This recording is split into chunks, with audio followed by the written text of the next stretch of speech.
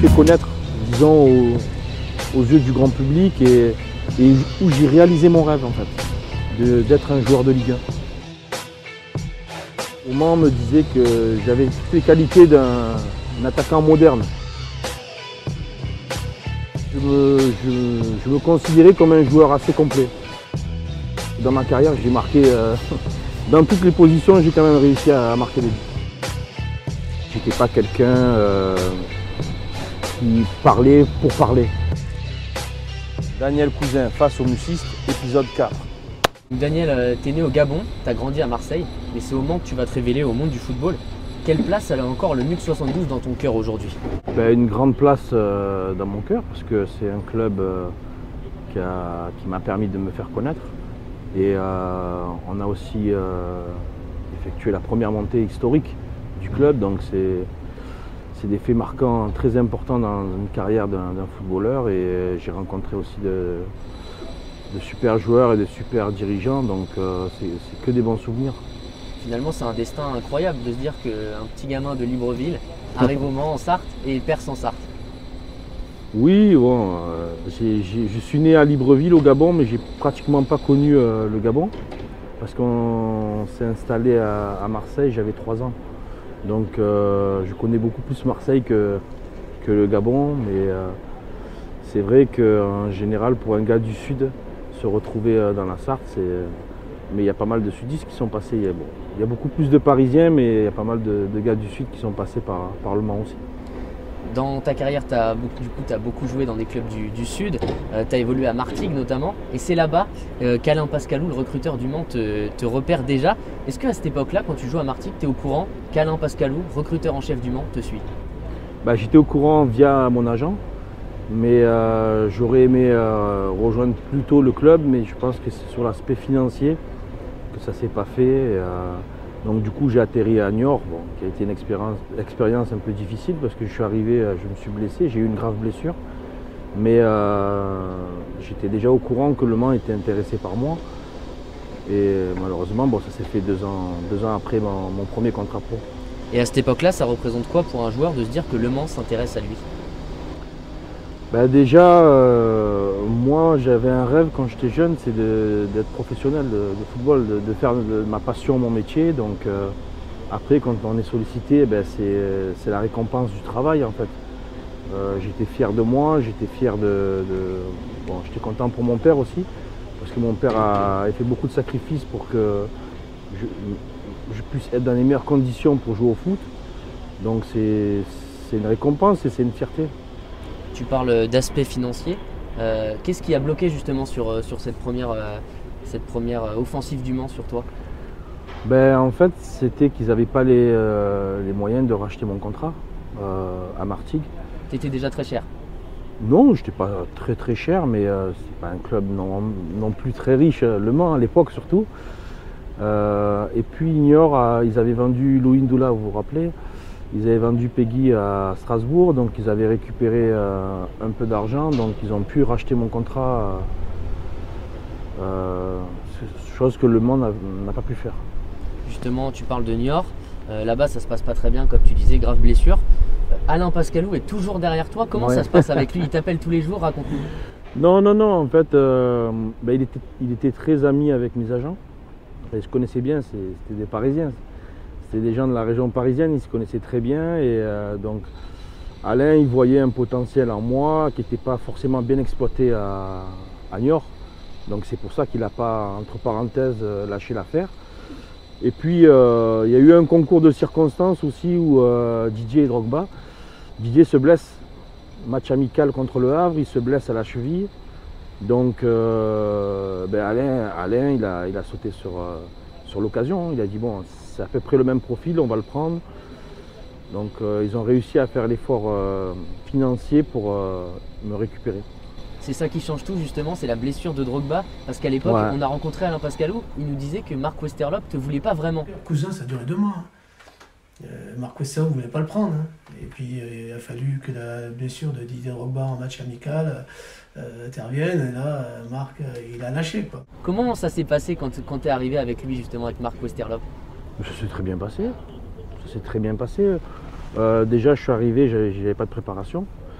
Donc j'ai pratiquement mis 2 mois à retrouver une forme physique adéquate. Et non, avec Marc, il ne m'a jamais fait sentir quoi que ce soit. De toute façon, Marc et Alain, ils étaient complémentaires. Ce sont 2 personnes qui ont été importantes au club pour moi. Et alors quand on passe de Niort au Mans, qu'est-ce qui change? C'était une politique de jeunes. Au Mans, à Niort, il y avait beaucoup d'anciens. Je ne vais pas dire que c'est pour ça que je ne m'y retrouvais pas, mais je suis arrivé dans un groupe de jeunes. Je crois que le plus vieux, c'était Olivier Piqueux.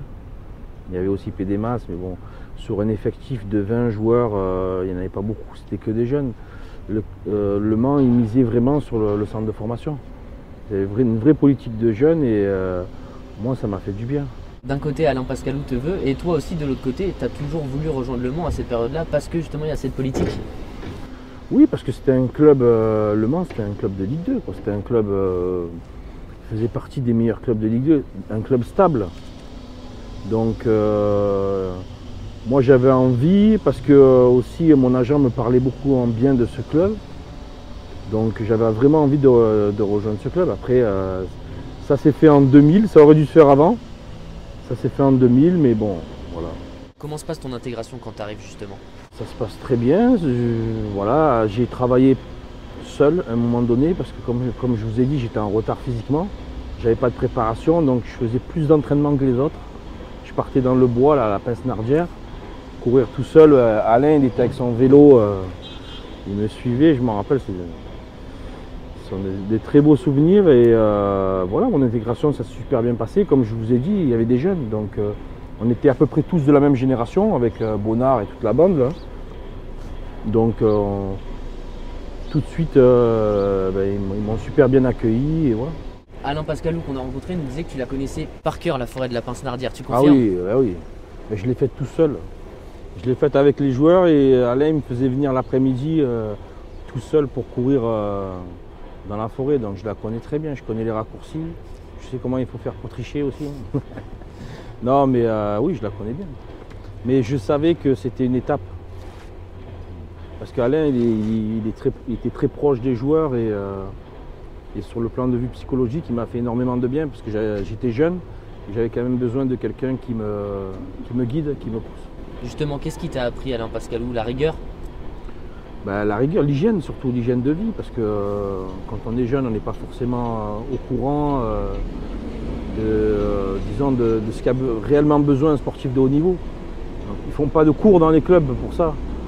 Donc peut-être maintenant un peu plus, mais à l'époque, donc il m'a rectifié sur mon hygiène de vie et voilà, sur le fait pour réussir au haut niveau, il faut être régulier, il faut être constant et un joueur de haut niveau, c'est pas un joueur qui fait des coups, c'est un joueur qui doit jouer, qui doit faire au moins un minimum entre 35 et 40 matchs minimum par saison. Alain, moi je l'ai pris comme je l'ai pris comme un père en fait quand je suis arrivé au Mans. En fait. Je l'écoutais comme mon père me donnait des conseils. Et Alain, je l'écoutais, j'appliquais ce qu'il me disait en fait. Donc je me rappelle quand je suis arrivé au Mans, il m'a dit il faut que tu ailles voir une diététicienne. Je sais qu'il y a des joueurs qui me disaient ouais mais des fois on n'y va pas. Mais moi je suis allé en fait. Je suis allé et tout ce que la diététicienne m'a dit de faire, je l'ai fait. Donc elle m'a dit de coller un menu sur mon frigo avec tout ce que je devais manger le matin, le midi, donc je l'ai fait. Et donc voilà, c'est tous ces détails-là qui ont fait en sorte que c'est quelqu'un qui a été important parce que j'ai appliqué pratiquement tout ce qu'il m'a dit et derrière j'ai récolté les fruits. Parce que toi, la spécificité, c'est que tu n'es pas passé par un centre de formation. Non. Alors, qu'est-ce que ça a changé à ton parcours? Est-ce que ça a été plus dur pour toi ou est-ce que ça a t'apporté une force de caractère? Un peu des deux. Hein. Disons, Alain me faisait comprendre souvent que voilà, j'avais pas les bases, mais que dans le foot, ça va très vite.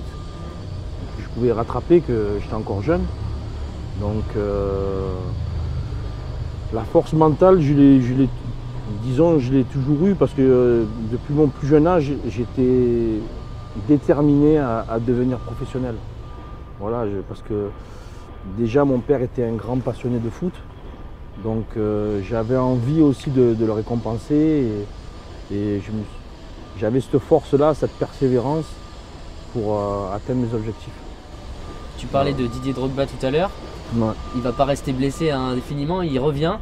Tu te retrouves en concurrence directe avec lui. C'est qui le plus fort à cette époque-là? Vends-nous du rêve.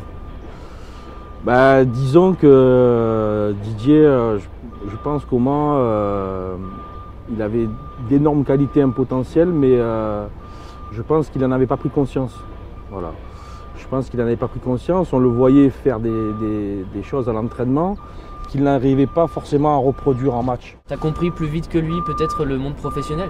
Peut-être, ouais, et aussi, voilà, bon, lui il était là depuis, je crois qu'il a dû arriver peut-être 1 an ou 2 ans avant moi. Et peut-être que sa progression par rapport à sa blessure, ça l'a un peu freiné et qu'il avait peut-être besoin de voir autre chose, un déclic. C'est peut-être pour ça qu'au Mans il n'a pas réussi vraiment à exploser, mais on le voyait que l'entraînement il avait des qualités hors normes, on le voyait. Moi ce qui m'a toujours impressionné chez lui c'est son mental, malgré qu'il était en difficulté, il parlait toujours de Ligue 1, il parlait de grands clubs, donc on sentait quelqu'un de très ambitieux. Après entre moi et lui ça s'est super bien passé. Même quand on était en concurrence, j'allais le chercher tous les matins pour l'amener à l'entraînement, je le ramenais. À l'époque, ma femme et sa femme ils se côtoyaient, donc on n'avait pas de problème particulier par rapport à la concurrence.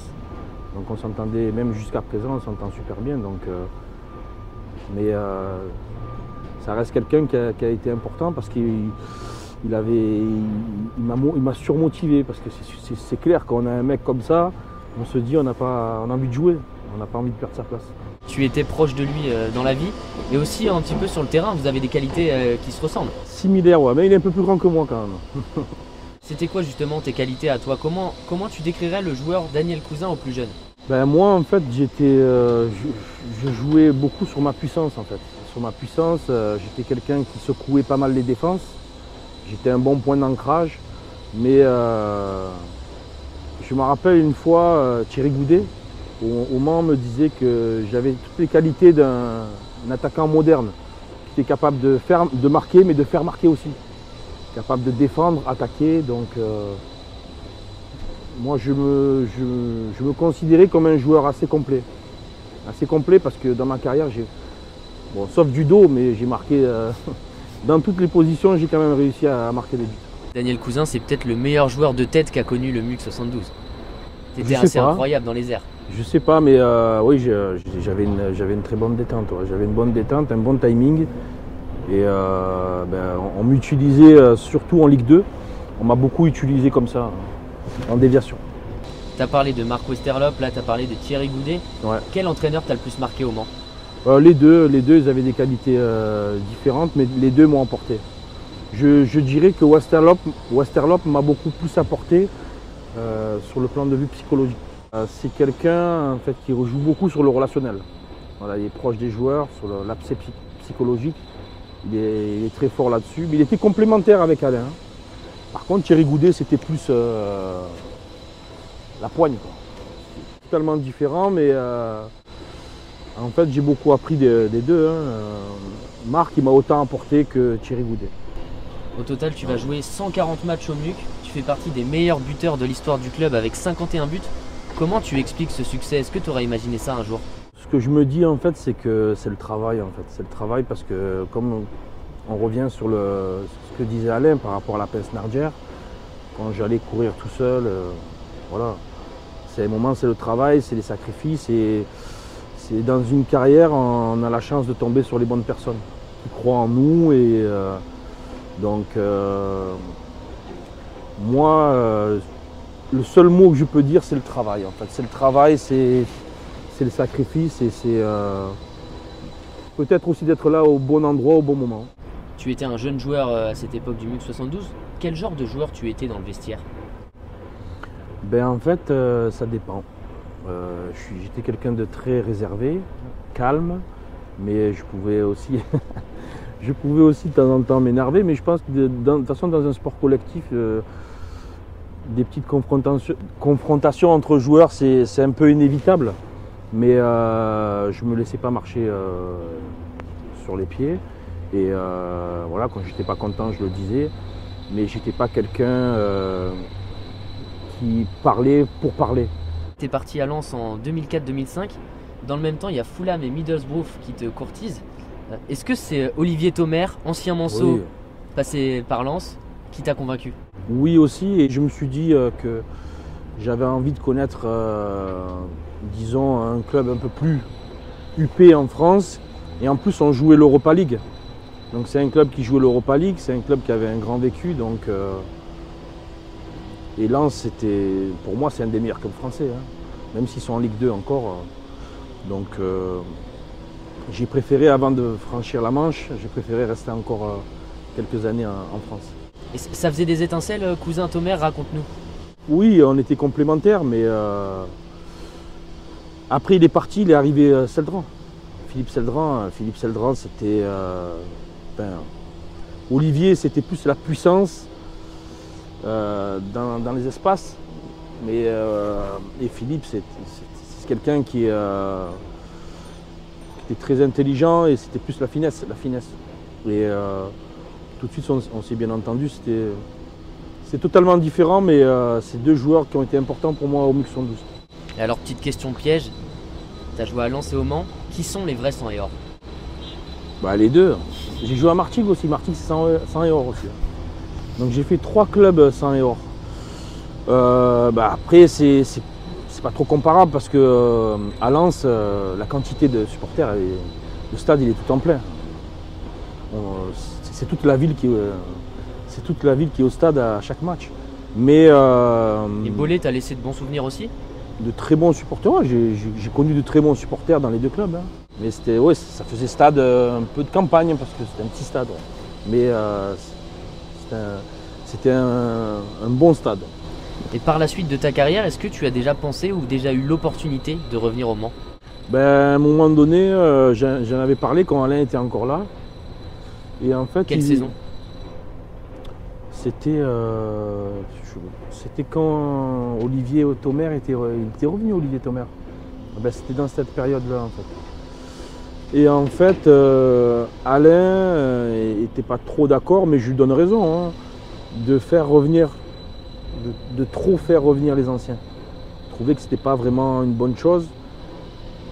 Parce que les anciens, voilà, les anciens, ils visent peut-être d'autres joueurs, donc peut-être travailler sur la formation que de faire revenir un ancien qui est en fin de carrière. Donc peut-être miser plus sur la formation, sur les jeunes comme ils ont toujours fait. Donc il m'a fait comprendre que ce ne serait pas une bonne idée que je revienne pour terminer ma carrière. Et de toute façon j'avais d'autres opportunités, après il n'y a pas de problème, mais... Pas de regret? Ça aurait été une bonne chose, j'aurais aimé, mais bon. Après c'est le foot, hein. Voilà. On va faire un énorme saut dans le temps. Dans l'équipe actuelle, il y a un Gabonais, Irondou Moussa King. Ouais. Tu l'as coaché en étant sélectionneur Ouais. au Gabon. Est-ce qu'il t'a consulté avant de venir au Mans? Pas du tout. Et pourtant, on se connaît très bien. Et, non, il ne m'a pas consulté, mais c'est un bon gars et il a fait pas mal de clubs, hein, dans sa carrière. Donc je pense que c'est quelqu'un qui s'adapte facilement et c'est un bon joueur. Il y a eu un autre Gabonais aussi, Didier Ovono. Ouais, le gardien, ouais. Est-ce que lui aussi, vous en avez discuté? Ben oui, Didier, j'ai participé un peu à sa venue au Mans parce que Alain Pascalou et Didier me parlait souvent de lui.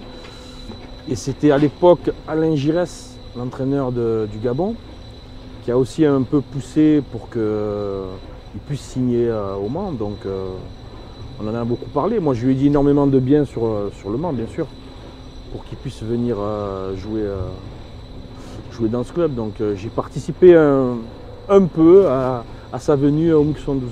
Pour conclure, est-ce que le Mans c'était les plus belles années de ta carrière? Ça a été un club qui m'a marqué parce que c'est là où je me suis fait connaître, disons, aux yeux du grand public et où j'ai réalisé mon rêve en fait, d'être un joueur de Ligue 1. Donc de toute ma jeunesse, mon adolescence, je rêvais d'être un joueur professionnel en Ligue 1. Et bien, ça s'est réalisé au Mans. Voilà. Tu as été sélectionneur du Gabon.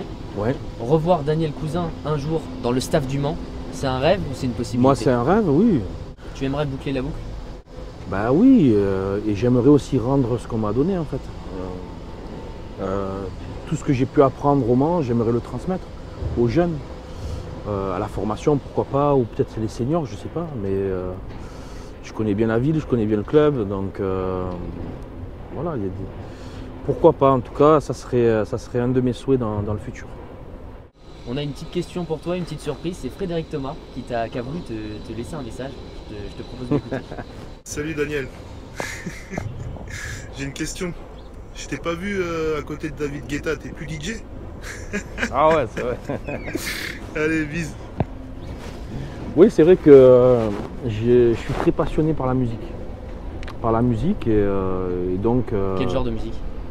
Un peu de tout, bon, de la soul, funk, R&B, des années 80, 90. Et j'aimais beaucoup être DJ, donc à la maison. Et dans le vestiaire? Non, pas dans le vestiaire, c'est pas dans le vestiaire. C'est vrai qu'une fois, DJ, Drogba et Frédéric Thomas, je les ai fait venir chez moi et je leur ai montré un peu, une après-midi, je leur ai montré un peu comment on scratchait, comment on faisait les mix et tout. Et on avait rigolé. Et je me rappelle qu'il avait chanté même, Frédéric. Voilà, après, bon, c'était juste, on peut appeler ça un hobby, juste à côté. Des fois on ne s'entraîne pas, on a les heures creuses. Donc je m'entraînais à être DJ. Mais je ne suis pas allé au niveau de Djibril Cissé, hein. J'ai pas fait un CD, hein. Pas encore.